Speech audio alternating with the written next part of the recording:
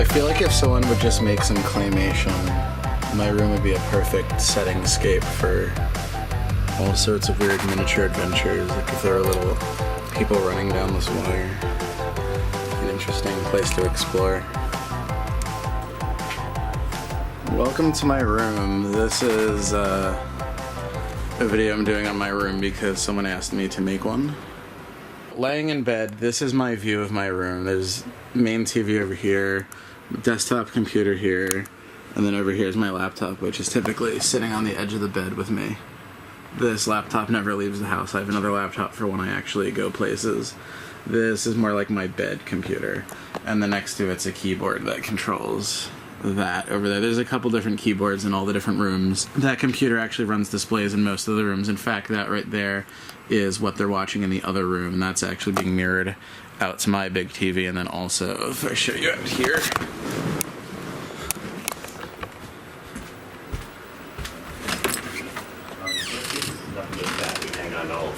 as long as your knife cuts relatively easily through it, you watching? Fine for your burger. Now there's silver skin high Babbage. large sirloin. So when you pull it apart at the seam, the dastard. Yum.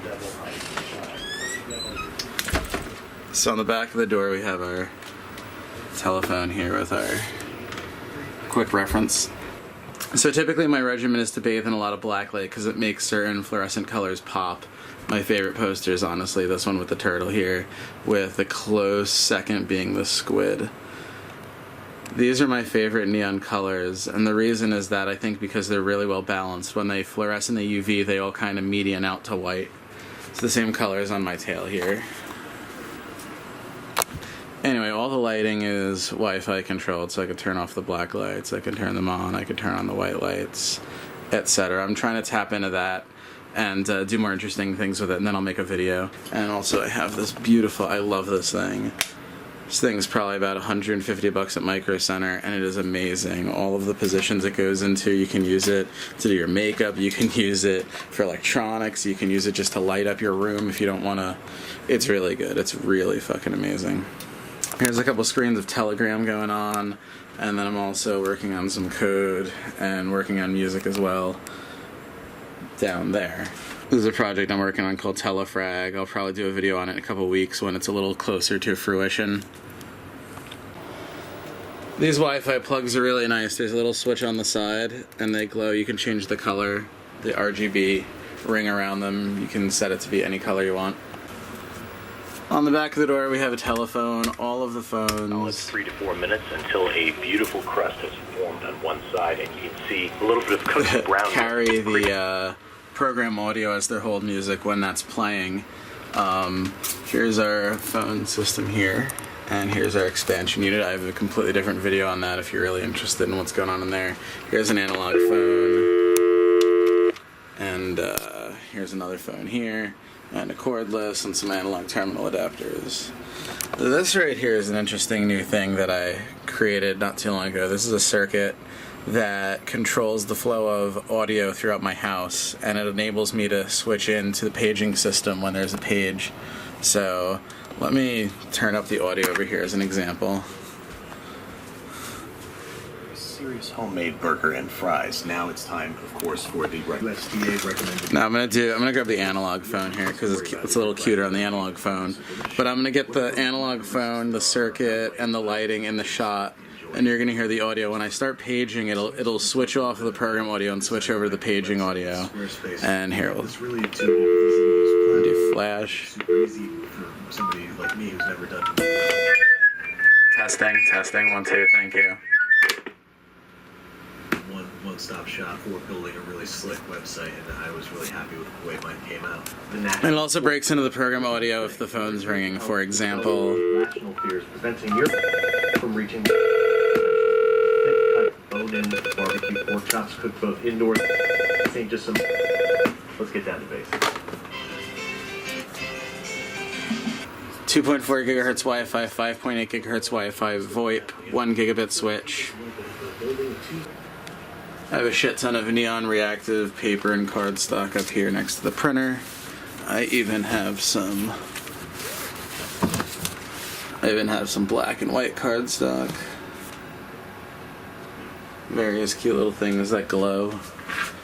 primarily supposed to be in fish tanks, but you know, whatever. This area right here is where I do most of my lab work, and also if I'm shooting like phone videos or whatever. Directly up above here is my component, so this is full of components, full of components, full of components, full of components, full of components. Here's another one of the chimes. If you haven't seen the video of me hacking Rocco's house, watch that right now. Here's my soldering iron. As awesome as it looks from dead on, look at it from the side and you'll see that the monitors are not really that organized well. In fact, this might be the best that it gets in terms of how I use the screens, but I'm always moving side to side. Like, I'm never sitting in one position and like doing this. Like, this isn't a flight simulator. I don't work like that. People ask me why I need so many monitors, and honestly, it's like if you were working with paper, it's like having stacks of paper. This is my main monitor, and typically what I'm working on goes here and directly to the right. Up above is where I'm putting anything that I'm watching or reading. Directly above my main monitor is my remote desktop into my laptop, my work computer, whatever I'm doing. If I have any work that I'm doing that I'm not looking at right now, anything kind of goes up there. It's kind of like the parking lot. You know, if I need to get this out of the way, I'm just going to move it up there. And then I just kind of pull it down when I need it again. These three monitors here kind of just sit on Telegram most of the day. If there's any long-term thing that I'm watching, I kind of drag it over there. And also when I'm doing video editing, that becomes like the bin area. And this middle one here is kind of just like whatever. Right now it's a spectrum analyzer, so if I play some audio, it's that. I had to get a new keyboard recently. I used to have a DOS Keyboard Elite, which is the one that has all blank keys, and I love that because people just like fucking lose their shit when they don't know how to type. But I got the new Corsair, you know, this fucking one, you know, it's I forget what it's called, but it's the RGB fucking awesome one. The green keys that are lit up in green here, you might be like, what is that weird V? That's actually the keys that I put my fingers on when I type. And you might be like, what? But yeah, so like, if this is the edge of the desk, ignore the chipped away edge of my desk, but if this is the edge of the desk, I keep my keyboard at almost like a 30-degree angle to me. And the keys that are in green are actually the keys that I put my fingers on. I've just developed typing in this weird manner, and it lets me type messages specifically over IM very quickly and rapidly.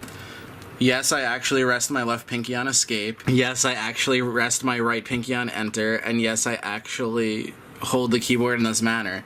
I think part of it is because it evolved from when I started doing a lot of typing. I was using a product called Web TV back in the 90s, and that keyboard isn't connected to anything. It's a wireless keyboard, so you can kind of orient it however you want while you're sitting like in your couch or on the floor.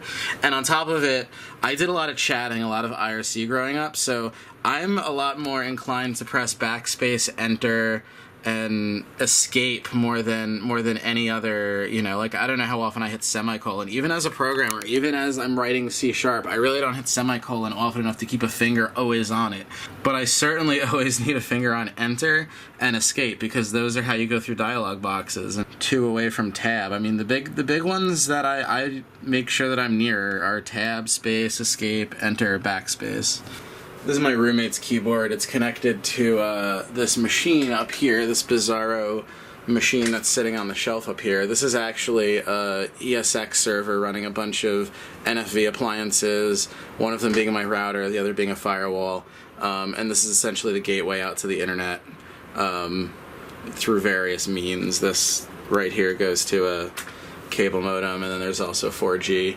There's a network switch under here. And down there's another server that runs various storage and NAS functions for me. This is under my desk here. This is the back of my computer, my main desktop. You can see here's 4 mini display ports. Here's another 4 mini display ports. And then I also can connect another display port, HDMI, and mini display port up here on the integrated card, which is also enabled. There are many power strips back here. More back here. Lots of things connected. Lots of cable management. So I use these, I don't actually have a desk. I use these shelves from IKEA. and they're fucking awesome. I forget what they're called, but they're extremely versatile. You basically just have these metal slats that you screw into the studs on your wall, and then you just buy whatever configuration you want, and these come out to like 22 inches, 16 inches, like all kinds of 32 inches wide, 16 inches wide. My motherboard has Wi-Fi and shit, but I don't use it. Secondary NIC, I don't use it. eSATA, I don't use it. 5.1 surround, I don't use it. I have even more eSATA down here, I don't use it. I have all of these. I don't even know if these actually work. These should. Let's see.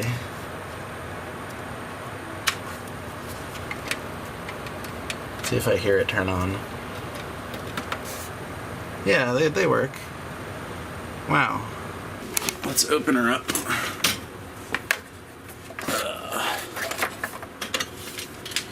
Here's where this light comes in handy. So, I'm running two AMD W4100s. They're really crappy, but I'm gonna get some new ones soon. I've never really had a need for anything better until I tried upgrading to Windows 10, and they just don't have drivers, because thanks AMD. This is my capture card that I use for streaming. My various drives, I got like 4 or 5 drives over here, in addition to my optical. It's a stock Intel CPU cooler, i7-4790K.